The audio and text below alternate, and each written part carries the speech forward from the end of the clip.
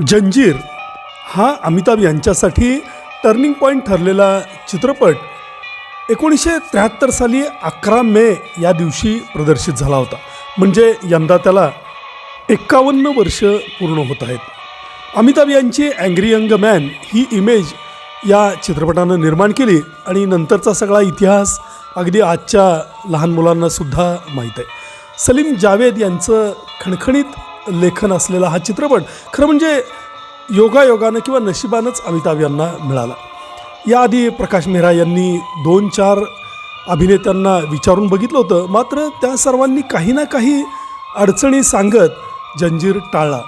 अर्थात ज्याच्या नशिबामध्ये जे लिहिलेलं आहे ते त्याला मिळतंच या न्यायानं हा अमिताभ यांच्यासाठीच लिहिल्यासारखा चित्रपट त्यांच्या पदरात पडला आणि एकच धमाल उडाली.